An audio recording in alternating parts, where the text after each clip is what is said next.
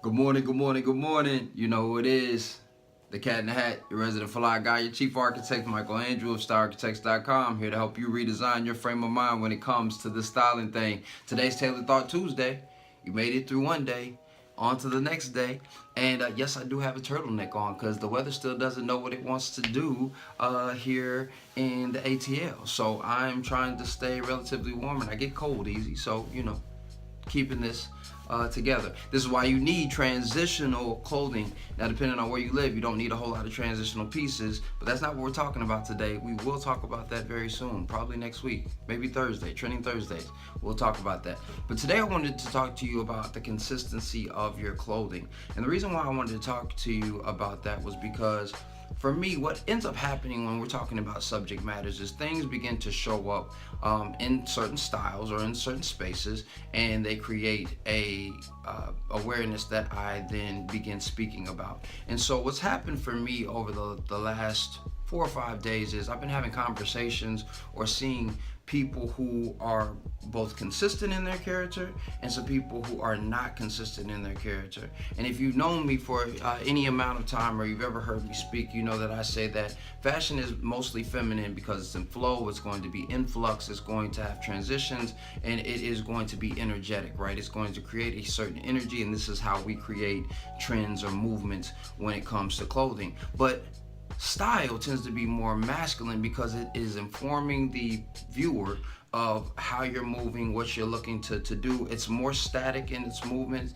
and it's also logistical and very methodical in its space, and ultimately creates a presence. So when you see somebody who is consistent in their clothing, whether they're male or female, you'll start noticing that there's certain information that they provide, information that may yield to leadership, or may yield to seduction, or may yield to charm. And all these different types of things are visceral for most people. And so because of that, because of this visceral response to you, when you're constructing your wardrobe, you have to be aware of that, because when it communicates itself to the masses or to your audience, it is going to create a reaction. And then you have a very important choice to make. Are you going to submit to that reaction and accept that everybody's not going to like it, everybody's not going to necessarily understand it or engage with it? Or are you going to change for somebody else? And this is going to show up in all types of situations, whether it's on your job and the uniform that you are creating for your uniform of your mind, the uniformity of your mind is not in alliance with the uniform for the company. And so they may be in suit and ties and you may not be a suit and tie guy, or they may be very, very casual and you may want to dress up to go to work, and that throws off the company's or the environment's dynamic because you're so overdressed in a situation that it makes other people uncomfortable. And I've seen it happen when it comes in, whether it comes into your relationships. You may find that you're dating a young lady who's not okay with you being well dressed all the time, that she needs to see you in a snapback and some shorts and a tank top. If these are the cases, then you have a choice to make. Are you going to conform to the limitations of that that body when it's on your job, or that person when it is that interpersonal relationship? Or are you going to stand on your square of style and remain consistent in your character?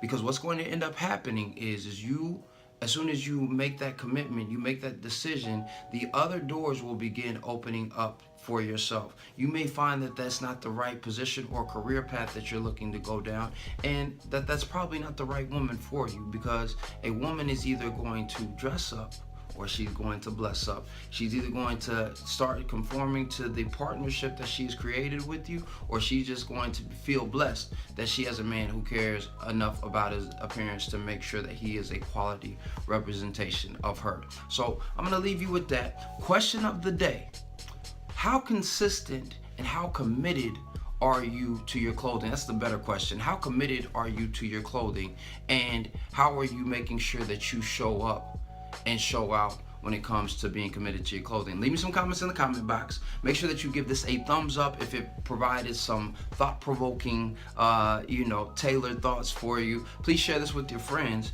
if they are some stylish guys, but they still need to level up. Listen, I'm just trying to take you from good to great, and I always want to make sure that you're creating a sustainable wardrobe that suits your lifestyle. So please make sure that you subscribe if you haven't. I'm here every day, Monday through Friday, 12:30 p.m. Eastern Standard Time. And don't ever forget that dress is nothing more than the expression of a man's state of mind. So you should always dress to express.